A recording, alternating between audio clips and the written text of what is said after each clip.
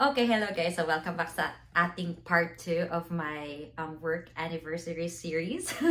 So kanina kunento ko about, yung malungkot na nangyari sa akin. So ngayon naman, this time naman, ikukwento ko naman kung ano yung mga highlights. Ano naman yung mga nakakatuwang nangyari sa akin after that.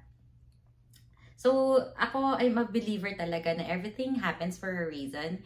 And every downfall has parang dapat meron siyang certain lesson na ituturo sa'yo, and you have to, apply it sa magiging like future mo. So, ito na, mga good news. So, binigyan ako ng compliment ng team leader ko. Kasi meron akong case noon na ni-raise sa kanya. So, parang yung kinukwento ko kanina about yung initial na review, unang beses na na-admit si patient, and then kapag meron kasi kami tinatawag na frequency or like review intervals. So after 7 days, yung initial na admission is 7 days, and then yung continued stay is like parang every other 5 days. So after 7 days, magre-review ulit kami ng next 5 days. Tapos, kapag admitted pa rin, another next 5 days. Parang ganun yung parang interval namin or frequency ng pag-review. So, meron akong isang case noon na nire-review ko siya as continued stay review. Yung initial review was done by another nurse. Ako ngayon yung nagre-review ng parang hospital day 6 onwards ng pasyente. And then, na-find out ko, habang nire-review ko siya, na parang yung patient na yon is readmitted sa hospital within 30 days. Meron kasi kaming parang additional step na kailangan gawin kung ang pasyente is like, alam mo yun, yung parang paulit-ulit siyang na-admit sa hospital, or any time na ma-admit ang pasyente within 30 days for the same diagnosis and for the same hospital, hospital readmission ang terminology namin doon. So, meron dapat kaming a different step na gagawin. So, I found out na habang nire-review ko yung particular case na to, na bringing up ko sa team lead ko, hindi siya na-filter ng mabuti ng first nurse na nag-review. Kasi, kumbaga parang nakalusot sa first nurse. Ni-review ni nurse yung initial review na hindi niya nakita siguro na meron na siyang previous admission within the 30 days. So, technically, na-approve yung first admission niya ng initial. So, kumbaga, yung sa second ko, hindi ko siya pwedeng i-deny kasi na-approve na siya ng initial review eh. So, kaya ko siya bringing to the attention ng team leader. So, binigyan niya ako ng compliment na, natutuwa daw siya sa akin dahil detail-oriented daw ako. Hindi daw nakakalusot sa mata ko yung mga ganun. So, parang, although sa akin naman is parang, yun naman kasi talaga yung step. Sinusunod ko lang naman talaga yung step ng process namin. Pero, it's really lang din. It's nakakatuwa lang din na, kino-compliment ka coming from team lead, from your management. So, ayun. So, and then, I got another, on a separate day naman to, I got another compliment from ang doktor naman namin. So, ito nakakatuwa din kwento na to. Sorry guys, ang dami kong kwento kasi naipon na.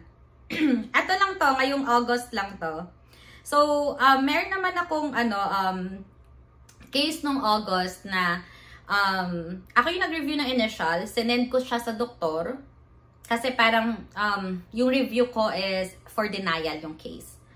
Pagbalik ng doktor sa akin, denied yung case. So, nung binasa ko yung denial language, so, every time na nagde-deny yung doctor, meron silang specific ni reason kung bakit nila i-deny yung case.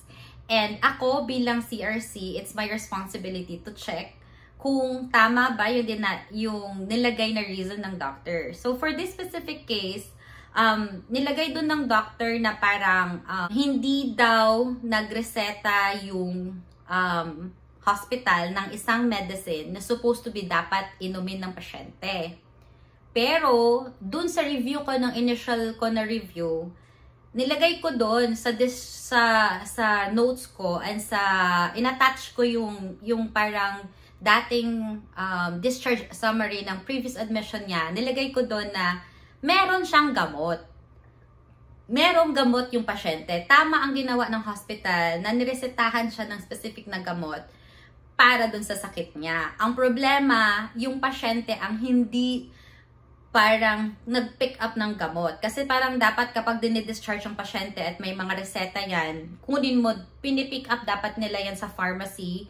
So, ang problema, dun sa case na yon, hindi kinuha ng pasyente yung gamot. So, technically, hindi dapat kasalanan ng hospital na hindi kinuha ng patient. It was patient's fault, 'di ba? Pero yun, so nung na-caught ko yung reason ng doctor na yon, nag-reach out ako sa kanya. So meron kaming MS team. So yun yung parang way of communicating namin sa other nurses, sa management, at the same time sa mga doctors. So nag-send ako ng message dun sa doctor and bringing up ko yun sa attention niya na sabi ko, meron po akong reference dyan, nilagay ko po dyan yung reference, yung gamot po na hinahanap nyo, nandyan po. So yun, sabi ko sa kanya, okay lang po bang i-revise nyo yung denial language nyo? Kasi para lang makorek. Kasi hindi ko pwedeng i-send yung denial letter na yun, na mali naman yung reason kung bakit dinenay. So yun, nung inano na niya, nung pinabalik niya yung case, and then nilagyan niya ng different, tinanggal niya yung reason na yun na specific for that medicine. Although sabi niya sa akin is he would still deny that case and hihintayin na lang daw niya na mag-request yung hospital ng parang re-evaluation or like peer-to-peer kung gusto nilang ipaglaban yung case, something like that. So yun, kinomplement ako ng doctor na ano daw, na thank you daw na na-catch ko yung ano na yun, yung denial language niya, and he was able to correct the denial language before ma-close ko yung case. So, ayun, that's another compliment, nakakatawa. Hindi lang yun. Sorry guys, may isa pa akong kwento. So, last na, another compliment. Ito namang compliment is from from my supervisor naman. So, binigyan niya ako ng points for, for accountability, for absolute accountability. Ayan, nakakatawa. So, yung yung case naman na to is meron kaming bagong update sa process namin na tungkol sa mga denied na cases. So yan, ang dami ko kwento.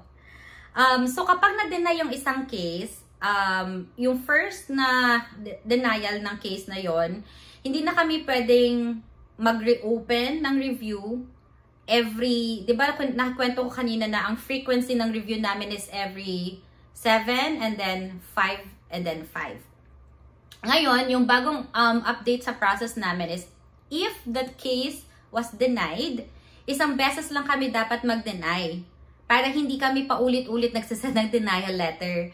So, isang beses lang kami magde-deny and na notification na denied yung case.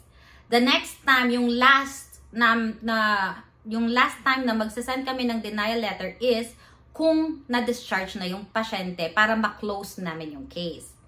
So, meron akong isang case na meron tumawag sa akin na provider. Tapos parang nag-ano siya sa akin, nag-iwan siya actually ng voicemail.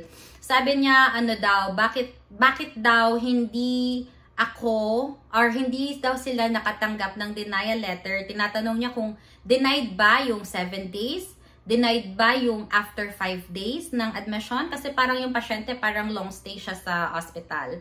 Siguro parang mga 15 days na siya sa hospital and admitted pa rin siya. So, nag-reach out ako sa supervisor ko. Sabi ko sa kanya, are we allowed to relay sa mga providers natin na meron tayong bagong update sa process natin, na syempre hindi ko alam kung alin yung mga pwedeng sabihin at alin ang hindi pwedeng sabihin, 'di ba? Na may process change. Kasi sabi ko sa kanya, meron akong isang provider na parang nag-iintay yata siya ng denial letter on every frequency of every interval ng review. Kasi nga, yun yung nakasanayan ng hospital eh. Ganun kasi kami before. So, yun, nung check naman ng supervisor ko, sabi naman niya sa akin, allowed ako na sabihin sa provider na parang explain lang daw briefly or like generally na only one denial letter will be given, and then last denial letter will be for for discharge purposes na, parang ganon. So there. So nung chinek pala, ang hindi ko alam, nung chinek pala nung supervisor ko yung specific na yung specific na case na yon. Sinend niya pala yon sa group chat ng mga supervisors. So syempre meron silang ibang group chat na pang-management lang. And shinare doon ng supervisor ko yung case. And hinighlight niya doon na tama ang ginawa ko, na kahit daw hindi, kasi nga bago pa lang yung update sa process change na to, wala pa yan, kumbaga wala pa kaming like parang black and white na papel na merong changes. Pero kumbaga effective na siyang ginagawa sa account.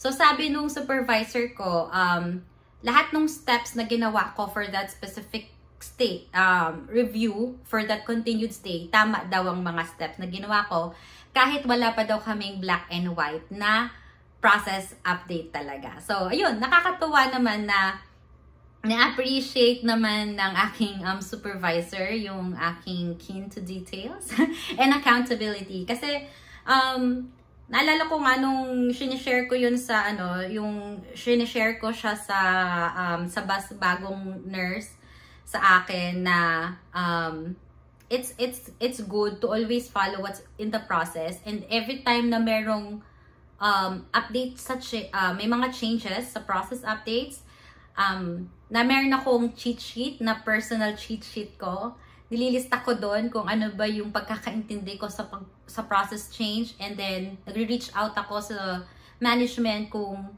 tama ba or mali or something like that. And pag in-apply ko na siya on a real case, I know what to do. So, ayun lang. So, okay guys, mayroon pa akong mga next na ikukwento. Stay tuned sa episode 3. Okay guys, see you on the next one. Bye!